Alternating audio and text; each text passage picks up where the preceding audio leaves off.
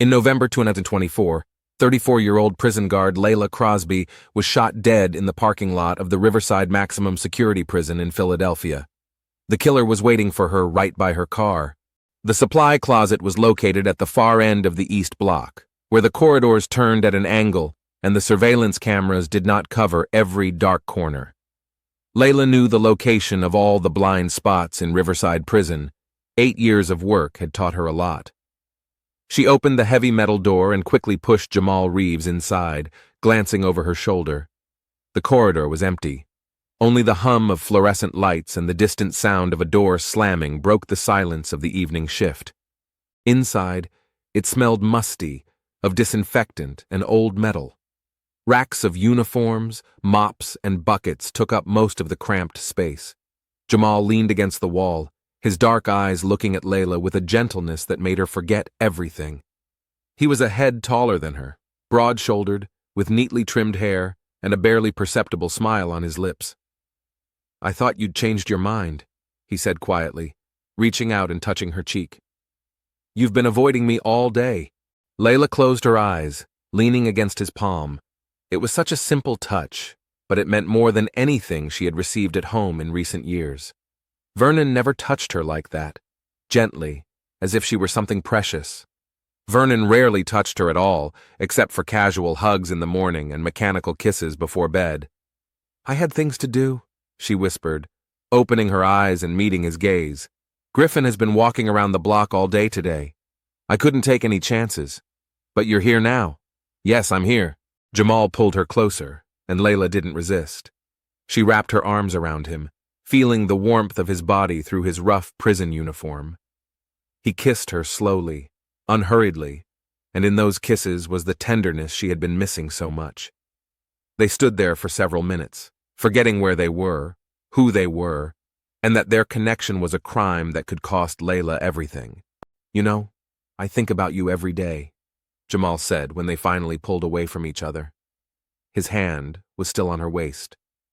"In my cell, when the lights go out, I remember every word we've said. You're the only one who sees me as a person, not just a number." Layla lowered her gaze. She knew Jamal was saying what she wanted to hear, but that didn't make his words any less important to her. At home, Vernon barely noticed her presence. He came home from work tired, ate dinner in silence, watched TV, and fell asleep on the couch. When she tried to talk to him, he answered in monosyllables, as if talking to his wife was a burden to him. Jamal listened. He asked questions, remembered details, took an interest in her life.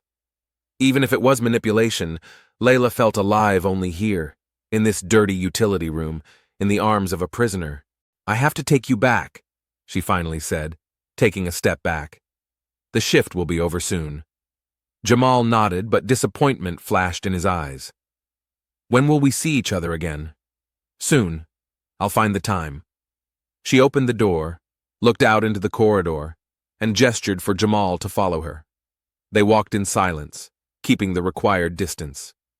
Layla took him back to his cell in Block B, where he shared a 4-person room with 3 other inmates. Jamal went inside, giving her one last, long look before she slammed the barred door shut and turned the key in the lock.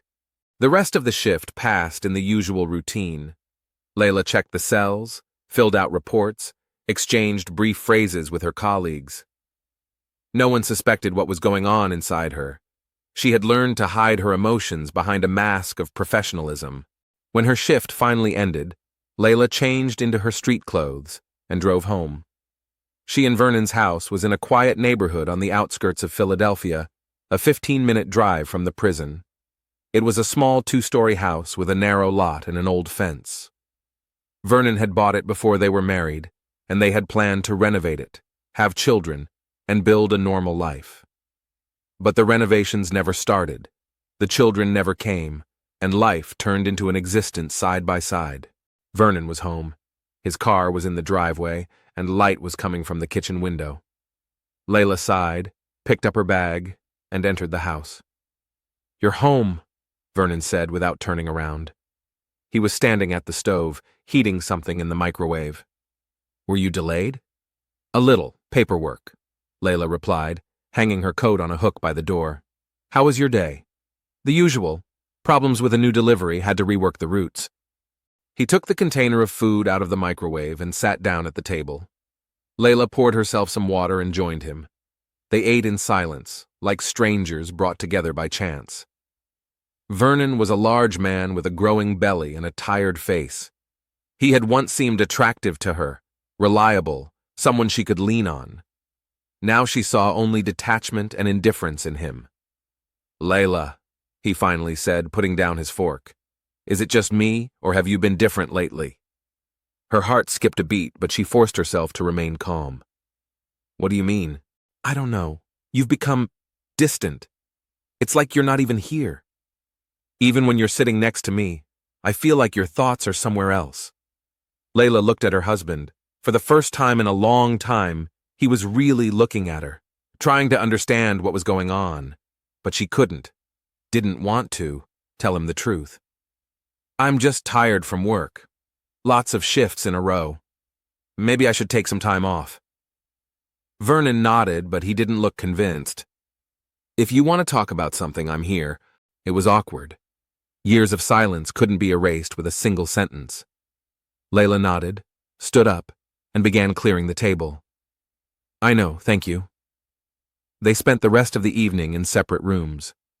Vernon watched the news in the living room, while Layla lay in the bedroom, staring at the ceiling and thinking about Jamal. She knew it was wrong, that she was ruining her own life, but she couldn't help herself. In prison, she felt needed, wanted, alive. Here, she was just a shadow, sharing a house with a stranger. The next day, Layla went to work the day shift. After morning roll call, when the prisoners had gone to their classes, she found Chanel Rollins in the staff lounge. Chanel was the only one Layla could trust.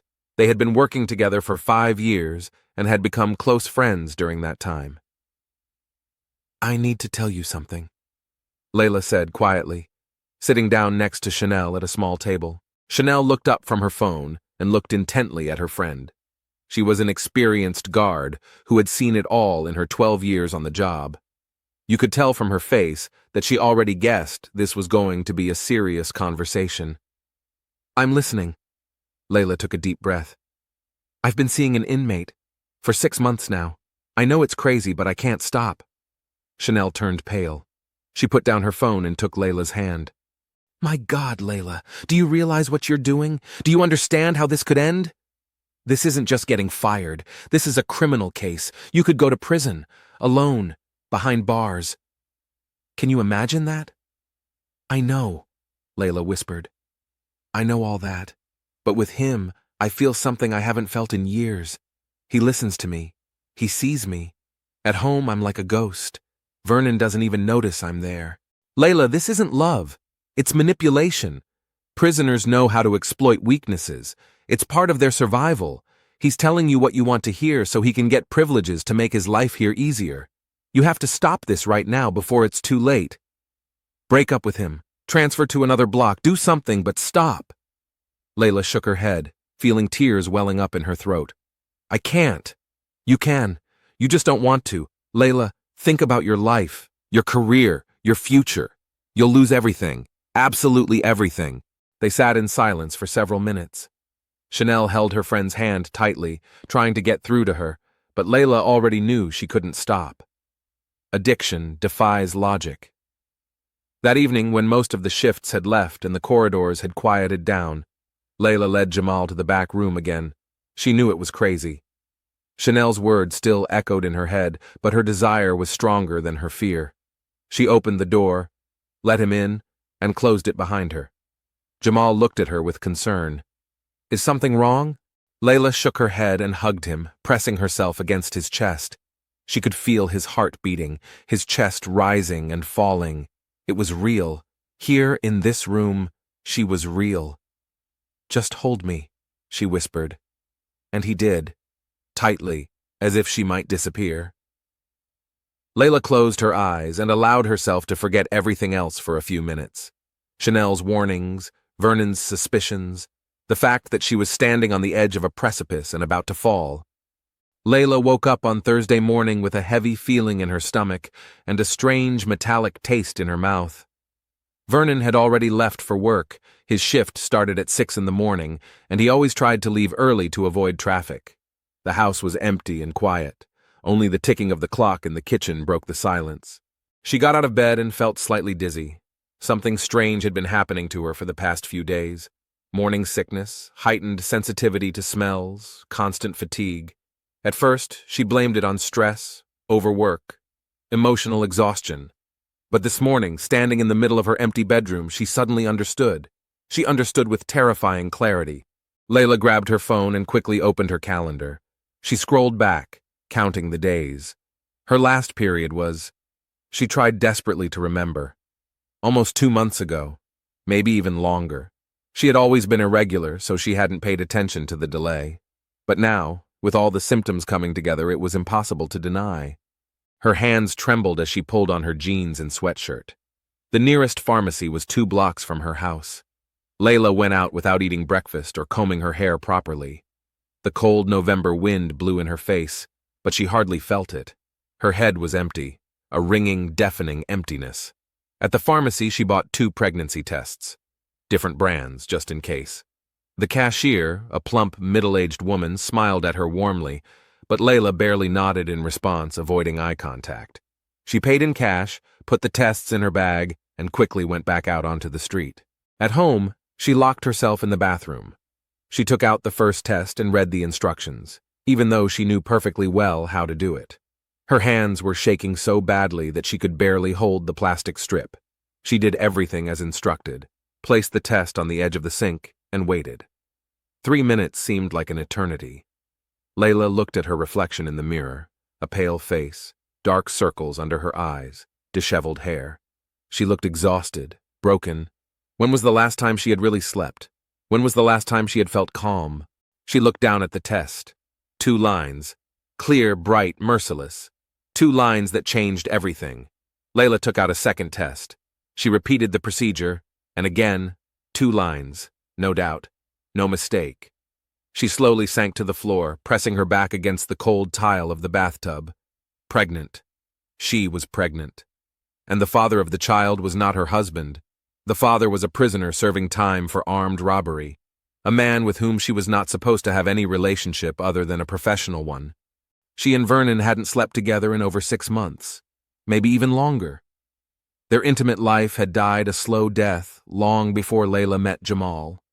At first, sex became rare, then mechanical, then it simply disappeared. And neither of them tried to fix it. They just accepted it as a given, as another sign that their marriage had become an empty shell. Layla didn't know how long she sat on the bathroom floor, maybe half an hour, maybe an hour.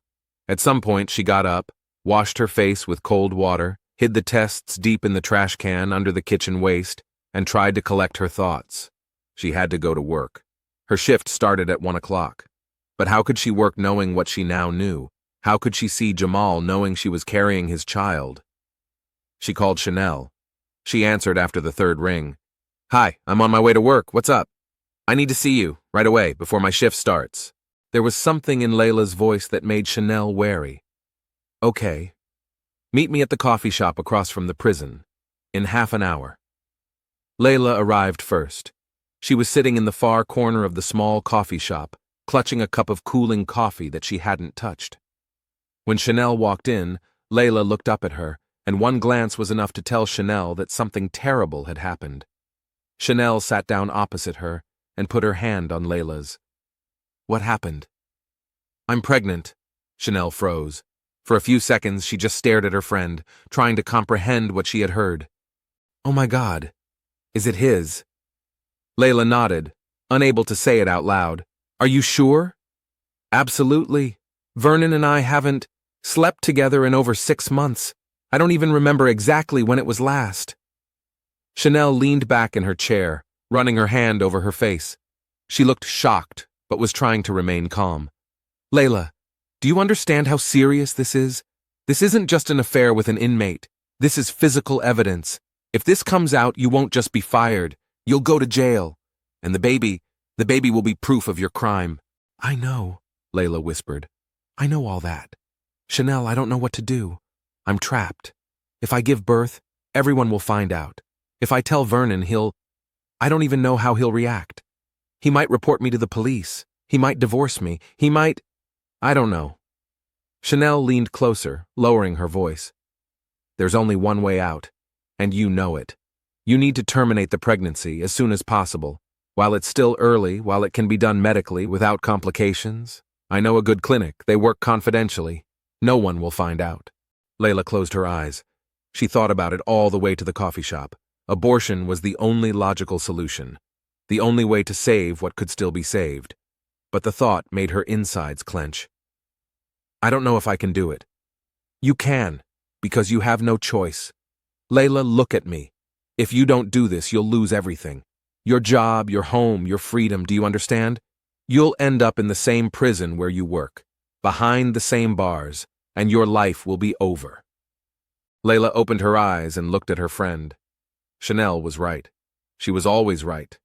There really was no choice. Okay, she said quietly. Give me the clinic's contact information. Chanel took out her phone and dictated the number. Layla wrote it down with trembling fingers. Call them today. The sooner, the better. And Layla, you need to stop seeing him. Right now. No more meetings. No more talking. Stay away from him. It's the only way to survive. They finished their coffee and went to work. Layla felt as if she were moving in a dream.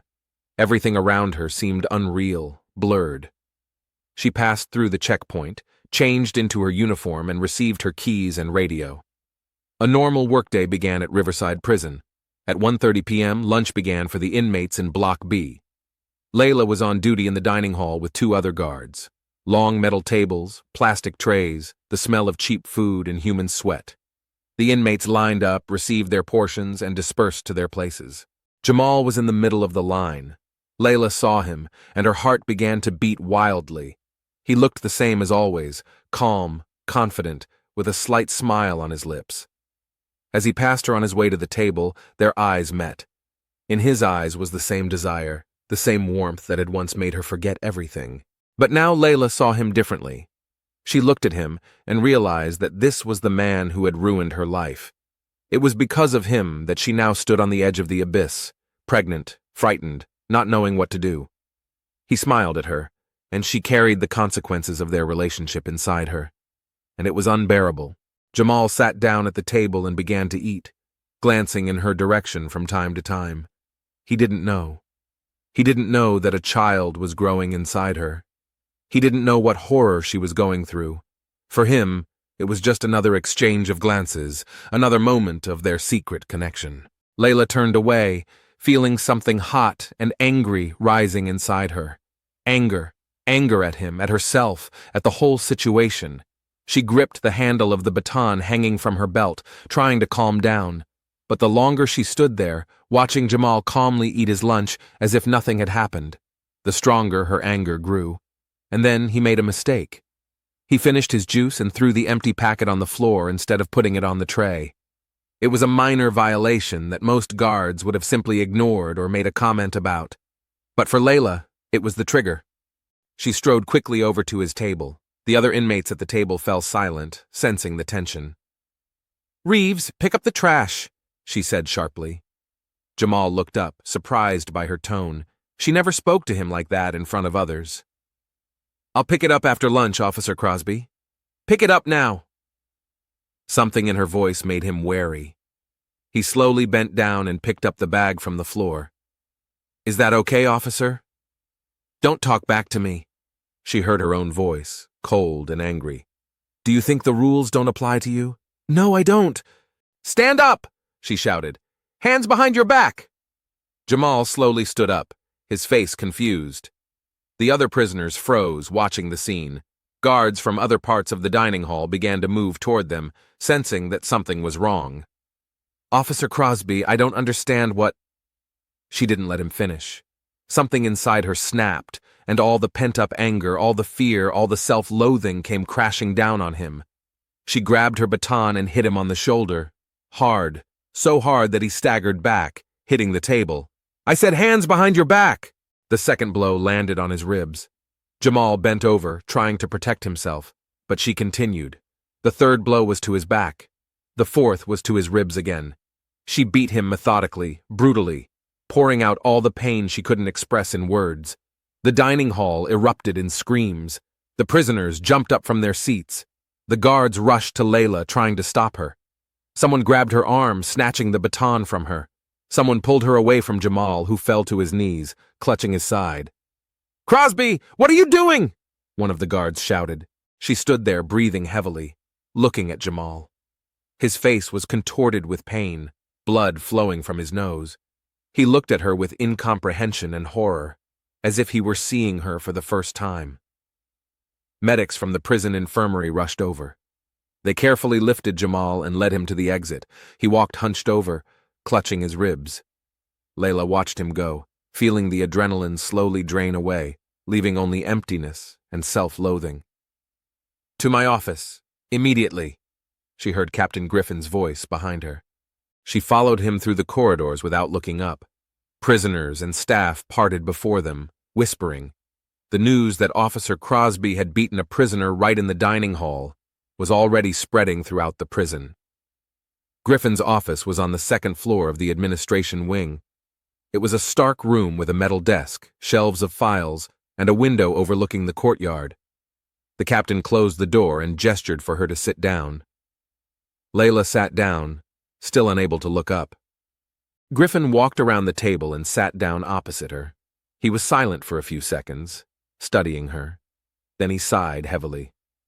"Officer Crosby, would you care to explain to me what the hell just happened in the dining hall?" Layla remained silent. What could she say? That she was pregnant by this prisoner and had lost control because she couldn't handle her emotions? "He broke the rules," she said quietly. "He threw trash on the floor and started talking back." "Threw trash on the floor," Griffin repeated slowly. "And for that, you beat him with your baton so badly that he ended up in the infirmary with 2 broken ribs and a concussion?" Layla flinched. Broken ribs. Concussion. She didn't think she had hit him that hard. "Officer Crosby, I've known you for 8 years. You've always been one of the most professional and restrained guards in this prison. I've never seen anything like this from you. Never. What's going on with you?" I just... She couldn't find the words. Are you having problems at home? Health problems? Something I should know about?" "No, sir. Just stress. Overwork." Griffin shook his head. "That's no excuse. What you did today was a gross abuse of authority. It could result in a complaint, a lawsuit, dismissal. Do you understand the seriousness of the situation?" "Yes, sir. I have to suspend you from work for a week, without pay. This is an official reprimand that will be entered into your personnel file. If something like this happens again, even once, you will be fired without the right to reinstatement. Am I making myself clear?" "Yes, sir. Hand over your keys and radio. You may go."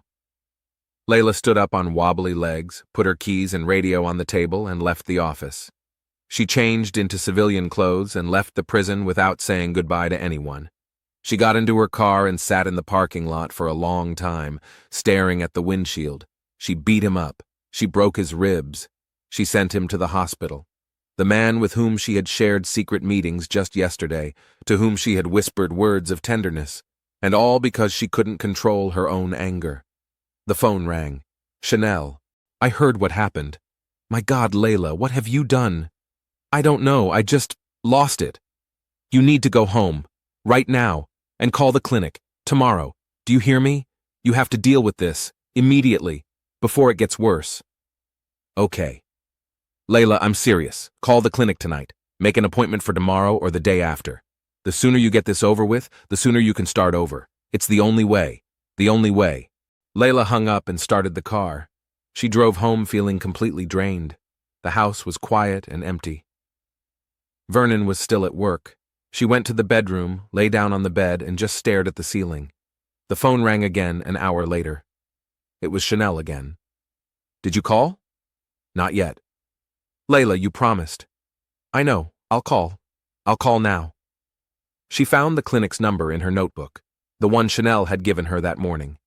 She stared at the phone screen for a few seconds, gathering her courage. Then she pressed the call button. A woman with a soft, professional voice answered. "Women's Health Clinic, how can I help you?" I need a consultation about terminating a pregnancy. Of course. Let's schedule an appointment for you. What is your name? And Layla began to speak, step by step entering the process that would end this nightmare. The clinic was located in a quiet neighborhood on the outskirts of town, in an unassuming two-story building that could easily be mistaken for a regular medical center.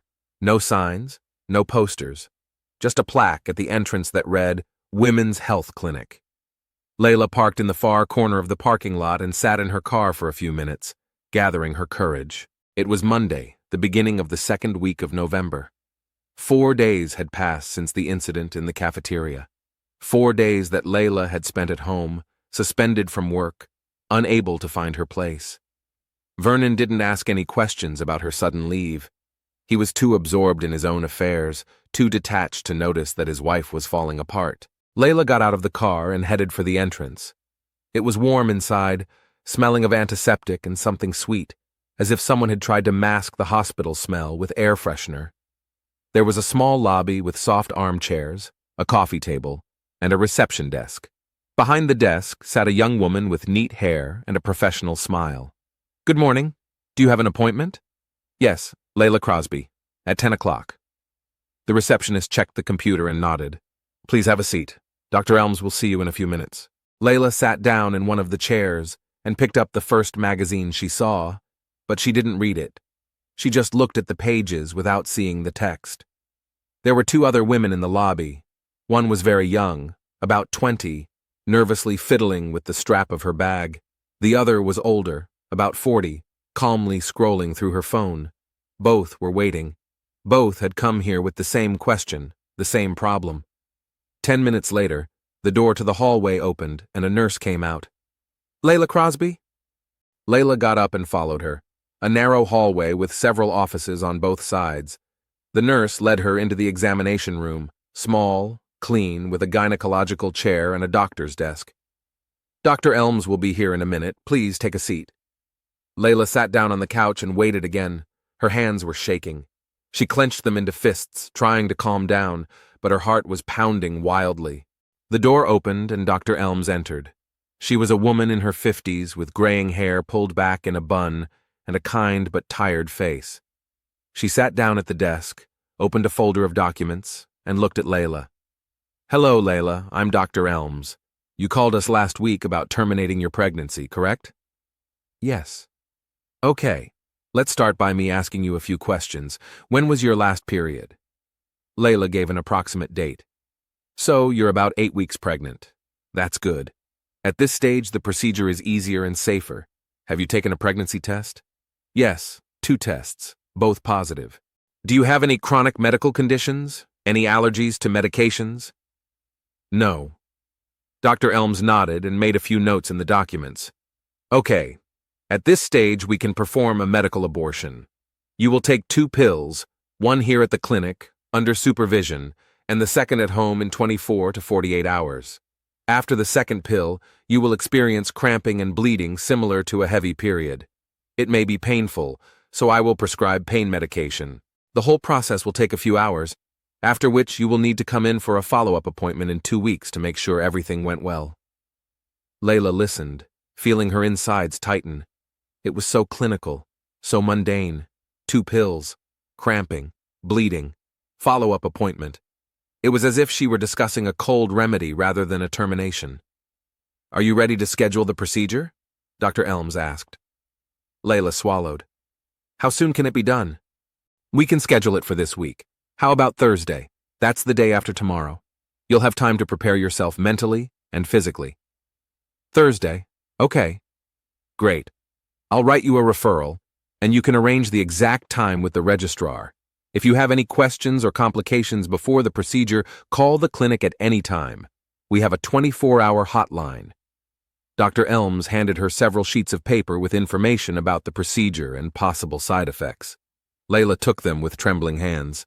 She left the clinic 20 minutes later, having made an appointment for Thursday at 10 in the morning. She got into her car and just sat there, holding the steering wheel.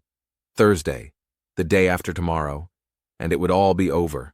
She would no longer be pregnant. There would be no evidence of her relationship with Jamal. Life would return to normal. or at least try to return to normal. The week of suspension ended on Wednesday. Layla returned to work at Riverside Prison, feeling like a stranger. Her colleagues looked at her strangely, whispering behind her back. Everyone knew what had happened in the cafeteria. Everyone had seen her beat up an inmate. Her reputation as a professional and reserved officer had been destroyed in a matter of minutes. Chanel met her in the locker room as Layla was changing into her uniform. "How are you?" "Fine." "Did you make an appointment at the clinic?" "Yes." Chanel nodded with relief. "Good. That's the right decision. Hang in there a little longer and it will all be over." Layla buttoned her shirt and hung her baton on her belt, the same baton she had used to beat Jamal. She looked at it and felt disgust. "How is he? Jamal? Is he still in the infirmary?" Chanel hesitated. "Yes. Broken ribs take a long time to heal. He'll probably be discharged in a few days. I need to see him." "What? Layla, are you crazy? You need to stay away from him. Don't go near him at all. Captain Griffin barely kept you on the job. If you go to the infirmary now—" "I need to see him," Layla repeated firmly. "Just once." Chanel shook her head but didn't argue. She knew Layla wouldn't listen. The shift began. Layla patrolled the corridors, checked the cameras, performed her usual duties. She avoided the cafeteria, avoided Block B, tried not to think about Jamal, but he was constantly on her mind. How was he doing in the infirmary? What did he think of her after what she had done? Did he hate her? Around 3 in the afternoon, her phone rang. "Vernon," she answered, surprised. Her husband never called her at work unless it was urgent. "Hello?" "Layla, we need to talk, right now." His voice was cold and harsh. Layla felt her insides tighten. "I'm at work. I can't talk right now." "You can. I found the documents, from the clinic. They were in your bag. I was looking for your credit card because I forgot mine, and I found these damn papers." Layla froze in the middle of the hallway. The documents. She had forgotten to throw away the referral and information sheets that Dr. Elms had given her. She had just stuffed them in her bag and forgotten about them. "Vernon, I can explain." "Then explain. Explain why my wife is scheduled for an abortion at the clinic. Explain why she's pregnant when we haven't slept together in God knows how long. Explain it to me, Layla." He was shouting. Vernon never shouted. Even when they argued, he remained reserved, cold. But now, there was a rage in his voice that was frightening. Layla moved into the empty hallway, away from the other employees. "Vernon, listen." "No! You listen to me! Who's the father? Who the hell is the father of this child? Do you have someone else? Are you cheating on me?" She closed her eyes. Her heart was beating so hard it felt like it was about to burst out of her chest. She couldn't lie. Not now. Not after everything. "Yes," she said quietly. "I had an affair." The silence on the other end of the line was deafening. "With whom?" Vernon finally managed to say. "With an inmate. From this prison. His name is Jamal Reeves. We've been seeing each other for 6 months. I'm pregnant with his child, and I've scheduled an abortion for tomorrow because I don't know what else to do. There, now you know everything." She blurted it out in one breath, not giving herself time to change her mind. The words hung in the air, heavy and irreversible. On the other end of the phone, she could hear Vernon's heavy breathing. You slept with a prisoner?" His voice trembled. "In the prison where you work?" "Vernon, shut up! Shut up, damn it! Do you even understand what you've done? You've ruined our life, our family! For some prisoner behind bars, are you sick?" "Maybe," Layla whispered. "Maybe I am sick. But I was dying with you, Vernon. You didn't even look at me. You didn't touch me. You lived in this house as if I didn't exist. So it's my fault? It's my fault you became a whore? I'm not saying it's your fault. I'm saying we both ruined this marriage long before I met Jamal." "Don't you dare say his name! Don't you dare!" Vernon was breathing heavily. Layla could hear him pacing around the house, his footsteps echoing in the receiver. "Where are you now?" he finally asked, his voice quieter but with a frightening edge to it. "At work. At the prison. When does your shift end?" "At 6 in the evening. I'll come and get you. We need to talk. In person." "Vernon, I don't think that's a good idea." "I don't care what you think. I'll be in the parking lot at 6. Be there." He hung up. Layla stood with the phone pressed to her ear, listening to the dial tone. Then she slowly lowered her hand. What had she done? Why had she told him everything on the phone? She should have prepared herself, chosen the right time, the right place. But she had just blurted out the truth, and now everything was falling apart even faster. She couldn't continue working. She couldn't pretend everything was normal. Layla walked through the corridors to the administrative wing, went down the stairs, and headed for the prison infirmary. It was located in a separate wing on the first floor, a long corridor with several wards and a treatment room. The nurse on duty, a heavy-set woman in her 50s, looked up from her paperwork when Layla entered. "Officer Crosby, is something wrong? I need to see one of the patients, Jamal Reeves." The nurse frowned. "You beat him up last week. Don't you think it's best to stay away from him?" "I need to talk to him. It's official business." It was a lie, and the nurse knew it, but she waved wearily toward the hallway. "Third room on the left, but I'll be nearby, just in case." Layla walked down the hallway. The third door on the left was ajar. She pushed it open and went inside. Jamal was lying on a narrow hospital bed with the headboard raised. He was wearing a hospital gown, his chest bandaged. His face was still bruised, his lip split, a dark bruise under his eye. He was reading a book, but when the door opened, he looked up. When he saw Layla, he froze. Something flashed in his eyes. Fear, pain, confusion. He put down the book and slowly sat up, wincing from the pain in his ribs. "Officer Crosby," he said quietly, "I wasn't expecting to see you." Layla closed the door behind her and moved closer. She didn't know where to start, what to say. The words stuck in her throat. "Jamal, I came to apologize." He looked at her silently, his face impenetrable. "For what I did in the dining room. I shouldn't have. It was wrong. I lost control." "Why?" he asked. "Why did you do that? I don't understand. We were close, and then you hit me as if you hated me. What changed?" Layla lowered her gaze. She couldn't tell him the truth. She couldn't tell him about the pregnancy, about the abortion, about her whole life falling apart. "I was under pressure, stress, work. I took it out on you, and I'm really sorry. You didn't deserve that." Jamal shook his head. "No, it's not just stress. I saw your eyes at that moment. You hated me. Tell me the truth. What happened?" Layla looked up and met his eyes. There was pain in them, but no anger, only confusion and sadness. "I can't tell you, but you need to know. What happened between us was a mistake. A huge mistake. And I ruined my life for it. I ruined everything." "A mistake?" he asked quietly. "Layla, it wasn't a mistake for me. You were the only light in this darkness. You gave me the best days I've had in all the years I've been here. When you came to me, I felt alive. Not a prisoner, not a number, not a criminal, just a human being. You gave me that. The only moments in 3 years when I felt human." Layla felt tears welling up in her throat. She turned away, unable to look at him. "I have to go." "Layla, wait." But she had already left the ward, quickly walked down the corridor past the surprised nurse, and exited the main prison building. Tears streamed down her face, but she wiped them away with her sleeve and forced herself to pull herself together. Just a few more hours. A few more hours, and her shift would be over. She spent the rest of the day in a daze. She checked the cameras, filled out reports, and answered her colleagues' questions in monosyllables. Time dragged on agonizingly slowly. Finally, the clock struck 6 in the evening. The shift was over. Layla changed into her civilian clothes, grabbed her bag, and headed for the exit. She passed through the checkpoint, handed in her pass, and walked out to the prison parking lot. It was getting dark early. November days were short. The parking lot lights were already on, casting yellow circles of light on the asphalt.